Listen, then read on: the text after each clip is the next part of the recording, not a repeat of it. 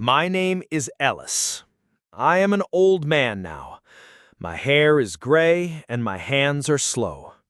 I live in a quiet room with one chair and one window. Every day I sit by the window and watch the sky. The birds fly by and the wind moves the trees. It is peaceful, but it is also lonely. I was not always alone. I had a life full of love, laughter, and family. But things changed, as they always do. Time moves forward and people move on. Now, I remember the past. The memories come like soft waves. Some are warm, some are sad. I want to tell you my story. It is a story about love, loss, and hope. Maybe while you listen, you will learn new words. Maybe you will feel something too. The room I live in is small but clean. There is a bed, a chair, and a table with a small lamp. A soft rug lies on the floor, and a painting of a mountain hangs on the wall. The window looks out to a garden, where flowers bloom and birds sing in the morning. I sit by the window every day. It is my favorite place. Outside, the sky changes color with the hours. In the morning, it is soft blue. In the evening, it turns orange and pink. I watch the sun rise and fall. It reminds me that time is always moving, even when I feel still. The people here are quiet. Some walk slowly down the hall. Some sit like me, watching the world through glass. The nurses speak kindly, but they are busy. I smile at them, and they smile back. We do not say much. Sometimes silence is louder than words. In that silence, I remember my life before. I remember my wife, my children, and the home we once shared. I was a young man once. I had strong hands and a strong heart. I worked every day and came home every night to a warm house. My wife was there, waiting for me, with a smile that made the whole world feel safe. Her name was Clara. She was kind and gentle, with soft eyes and a voice like music. She made the house feel like home. She cooked our meals, cared for the children, and filled every room with laughter. I used to watch her in the kitchen, humming a song, sunlight shining on her face. I thought to myself, how lucky I am. We had 3 children, 2 boys and a girl. They were full of life, always running, always asking questions. I carried them on my shoulders, played games with them in the yard, and told them bedtime stories until they fell asleep. When they cried, I held them. When they laughed, I laughed too. I worked hard. I wanted to give them more than I had. I grew up with little, but I dreamed big for them. I fixed things around the house, helped with schoolwork, and took them to the park on Sundays.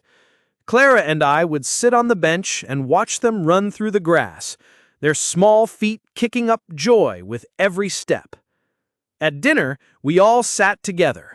We shared stories from our day. Clara would ask about school, and the children would talk all at once, excited and loud. I would listen and smile. Those were the best days of my life. Time moved quickly.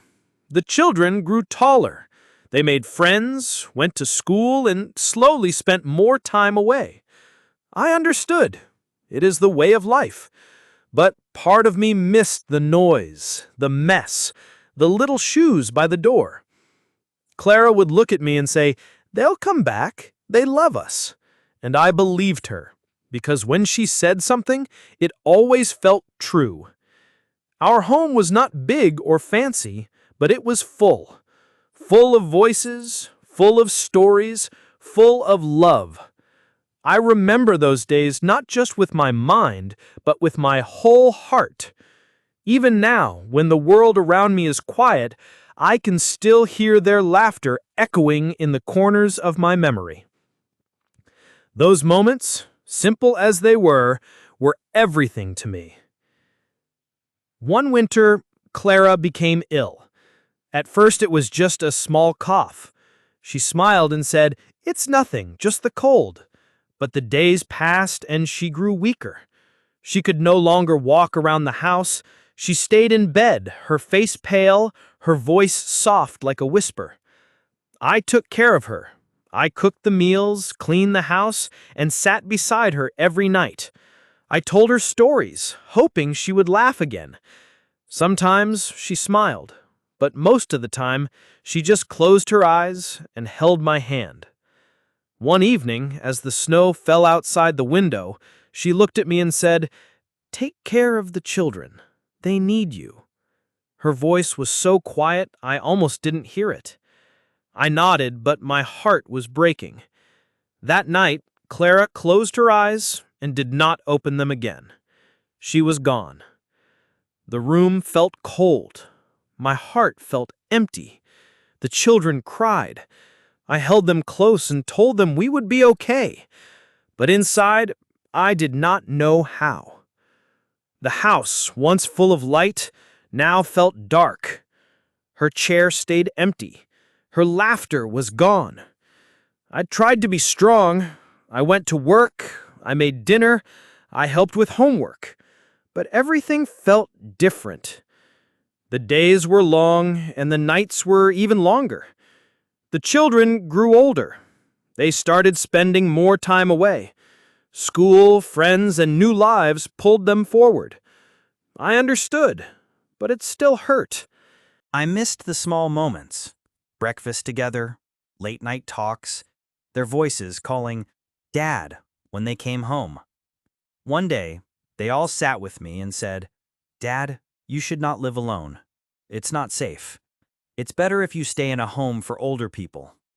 I wanted to say no. I wanted to tell them I was fine, but I saw in their eyes that they had already decided. So I packed my things. They helped me carry the boxes. I said goodbye to the house where we had lived, loved, and laughed. As we drove away, I looked back one last time. I whispered, "Goodbye, Clara. Now I live here, in this quiet place. I sit by the window and think of all I've lost. The love, the laughter, the life we had. And I wonder, did I do enough? Was I a good husband? A good father?" The silence gives no answer. The place I live in now is called Willow Grove. It is clean and quiet. The walls are white, the floors shine, and soft music plays in the hallway. There are other people like me here. Old, alone, and full of stories no one hears. We sit in chairs, look out windows, and wait. Every day is the same. Breakfast at 8, lunch at 12, dinner at 6. Between meals, I walk in the small garden or sit by the window in my room. The garden has roses, tulips, and small white daisies. Birds come in the morning. I watch them hop across the grass and wonder if they know how lucky they are. To fly, to be free. The nurses are kind. They bring my medicine, help me get dressed, and ask how I'm feeling. They smile when they talk, but they are always in a hurry. I want to tell them stories, but they don't have time to listen. So I just say, "I'm fine," and they move on. Sometimes other residents talk to me. Mr. Gray tells the same story every day about his old dog. Mrs. Allen knits scarves, even though no one wears them. We nod at each other in the hall, and sometimes we sit together without speaking. The silence is easier when someone is near. One afternoon, something changed. A small boy came into the common room. He was the son of one of the nurses. His hair was messy, and his eyes were bright. He ran up to me and said, "Hi, Grandpa." I smiled. I hadn't been called that in a long time. He sat beside me and asked, "Do you have any stories?" I looked at him for a moment. Then I said, "Yes, I have many." I began to tell him about my childhood, the river where I swam, the tree I climbed, The time I broke my arm falling from a fence. He laughed at the funny parts and asked questions at the sad ones. For the first time in a long time, I felt alive. After he left, the room felt quiet again, but something had changed inside me. I remembered that sharing a story is like opening a window. Even in the quiet place, a little light can still come in. One evening, a nurse came into my room with a notebook. It had a plain brown cover and empty white pages inside. She smiled and said, "Mr. Ellis, maybe you can write your memories. It might help you feel better." At first, I didn't know what to write. My hands shook as I held the pen. The page looked too clean, too quiet. But then I wrote one word: Clara. After that, the words began to flow. I wrote about her soft voice and how she used to sing while making breakfast. I wrote about the day we first met and how nervous I was when I asked her to dance. I remembered the smell of her hair, the way her hand fit perfectly in mine. Then I wrote about the children, their first steps, their first words, their laughter echoing in the hallway. I remembered how they ran to me when I came home from work, shouting, "Daddy's home!" I wrote about birthday parties, school plays, and Sunday afternoons in the park. Each night before I went to sleep, I wrote more. It felt like I was talking to someone, like I wasn't alone anymore. The notebook became my friend. It listened without interrupting, and it held my memories gently. I hoped that one day my children would read it. I hoped they would see how much I loved them, how hard I tried, how much I missed them. Maybe then they would understand. But sometimes I wondered if they would ever read it. Maybe they were too busy. Maybe they had already forgotten. These thoughts made my chest heavy, but I kept writing. I didn't want the memories to fade. I didn't want to forget the life I had, even if the world around me had already moved on. So I wrote, word by word, page by page, not just to remember, but to be remembered. One morning, I woke up and felt a deep ache in my heart. It was the kind of pain that does not come from the body. It comes from the silence, from the waiting, from being forgotten. I looked at the notebook on my table, then at the drawer beside my bed. Inside, I found an old envelope and a pen. My hands trembled, but I knew what I had to do. I would write to my children. Not in the notebook this time, in letters, real ones. I needed them to hear my voice, even if only through paper. The first letter was for my eldest son. I told him about the quiet days at Willow Grove, the meals, the garden, and the memories that keep me company. I reminded him of the times we went fishing, the way he used to hold my hand so tight, and how proud I was when he graduated from school. The second letter was for my daughter. I wrote about her smile, the way she used to sing while helping Clara in the kitchen. I told her how she lit up every room she walked into. I wrote, "You are still my sunshine," just like I used to say when she was small. The last letter was for my youngest son. I reminded him of our Sunday morning pancakes, our walks through the woods, and how he always made me laugh with his silly jokes. I told him the house felt empty without his laughter. When I finished, I folded each letter slowly and placed them into the envelopes. I gave them to the nurse and asked her to send them. She smiled and said, "Of course, Mr. Ellis." That night, I sat by the window and watched the moon rise. I didn't know if they would read my letters. I didn't know if they would answer. But I had to try, because even a small hope is better than none at all. And in that hope, I found the strength to wait a little longer. Days passed, then weeks. I waited by the window every afternoon. Each time I heard the sound of a car, my heart jumped. But every time it was someone else, a visitor for another resident, or a delivery van. I tried not to be disappointed, but the silence grew heavier. Then one morning, as I was sitting in the garden, the nurse came to me with a letter in her hand. "Mr. Ellis," she said, smiling, "you have mail." My fingers shook as I took the envelope. The handwriting was familiar. It was from my eldest son. I opened it slowly. Inside were his words, apologies for not writing sooner, stories about his work, and how he often thought of me but didn't know what to say. He wrote that he missed me. He said he wanted to visit. He promised to bring his children so they could meet their grandfather. I read the letter again and again. I smiled and cried at the same time. For the first time in months, I felt like I had been seen, like I still mattered. Every day after that, I watched the road with hope. I told the other residents, "My son is coming." They smiled and nodded. The nurses were kind. They brought me extra tea and asked if I needed anything. A week passed, then another. Still no visit.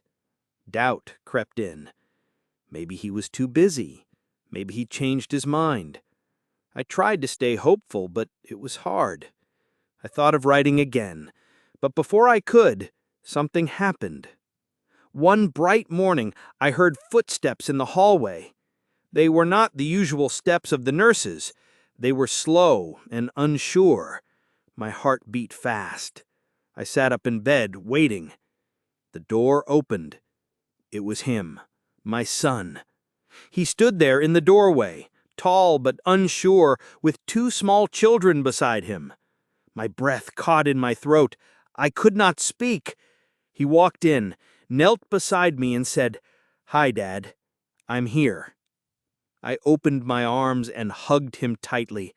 It was the first time in years that I had held him. The silence between us broke, and for the first time in a long time, I didn't feel alone. My son stayed for hours. We talked about his life, his work, and his family. He told me that things had been hard, that he didn't know how to reach out. I listened, and I understood. Life is not easy. Sometimes the days move too fast, and the important things slip away. His children, my grandchildren, were quiet at first. Then they gave me drawings they had made. One was a picture of me sitting under a tree. The other was a house with a big garden. I smiled and thanked them. Their laughter filled the room. It was a sound I had missed for so long. Before they left, my son promised to visit again. He held my hand and looked me in the eye. "This time I mean it," he said. And I believed him. A few days later, my daughter came. She had received my letter. She hugged me tight and cried, "I'm sorry, Dad. I should have come sooner." I held her and told her it was okay. We talked for a long time. She told me about her life, her dreams, her fears. She asked about Mom, about the old days. I told her everything. The words felt like a bridge between us, strong and steady. And for the first time in years, I felt surrounded by love again. Now the days feel different. I still sit by the window, but I no longer feel forgotten. My children visit more often. Sometimes they bring their children, too. We sit in the garden, talk, laugh, and share stories. The emptiness in my heart is smaller now. I feel a little more like myself again. I still write in my notebook, but now I write not only to remember, but to celebrate. I write because life, even with its pain, is still beautiful when shared. Thank you for listening to my story. What new words did you learn today? Can you remember one phrase or sentence that touched your heart? Write it in the comments. I would love to see what you remember. Don't forget to like, subscribe, and come back for the next story. Every word you learn brings you closer to understanding and to feeling more deeply. See you again soon.